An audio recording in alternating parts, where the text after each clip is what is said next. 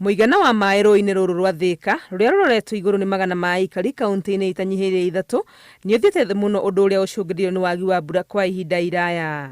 Mũrũgamĩrĩri wa rũhonge rwa maaĩ gĩcigo-inĩ kĩa Yata arauga ũyũ nĩ ũndũ ũtigĩte andũ na ng'aragu na mathĩna thutha wa mĩmera kũma na mahiũ gũkua. The levels at the Thika River have really gone down. We've even went down all the way at the intake at Goliba, and we found that the water levels are down, as you can see, and the whole of Thika River, you can just see dry stones. Atongoria aya kuma Yata arĩa nĩ hamwe na mũmbunge wa Robert Basil makiuga ihinda nĩ ikinyu thogothogo ĩrĩa yatũmire waki wa demu ya Yata ũrũgamio yetherwo kĩhonia nĩguo aikari a gũkũ magĩe na maaĩ. Thika River is serving so many people. We have people from Musini, people from Kisiki, people from Ilumandhi, people from all the way to Mutiambo who are supposed to depend on this river. And currently none of them, we are not even talking of crops or even livestock, we are talking of human beings. So the lives of many people is at stake. And this is something which is worrying everyone. We urge all our leaders, we work together, we see how we can terminate this case at the court, so that the Yata Dam can be constructed, because that's the ideal source, and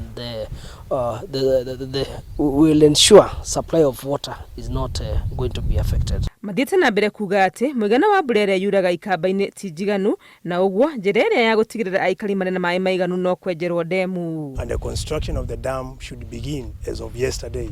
So the time of politics in the dam construction should head. We should not be talking of politics now.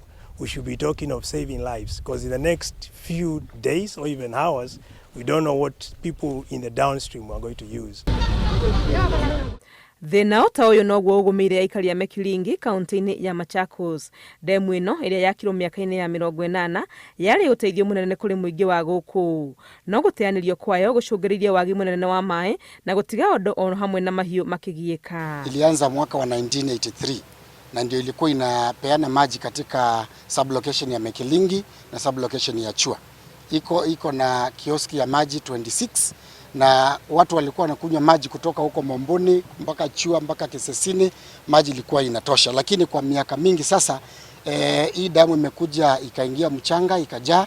Thĩna wa maaĩ ũrĩa ũrĩ gũkũ ũthararĩtie nginyagia gĩthomo, aikari makiuga na maheo ũteithio wa irio, no nginya ciana itĩre thukuru ithiĩ igethe maaĩ. Na ukipata wakati mwingine program za feeding in schools ikija, watoto lazima watolewa kwa madalaza waende watafute maji, na unapata wakati mwingine maji haitapatikana hiyo siku, itapatikana baada ya siku 2 ndiposa mtoto arudi shuleni. Riũa inene rĩrĩa rĩkoretwo rĩarĩte rĩhutĩtie kaunti itanyihĩire 20 gũkũ bũrũri-inĩ na gũtiga andũ hamwe na mahiũ ũgwati-inĩ wa ng'aragu. Ngĩribotera Inooro TV rĩtũrekwa nĩ Wangui wa Mwangi.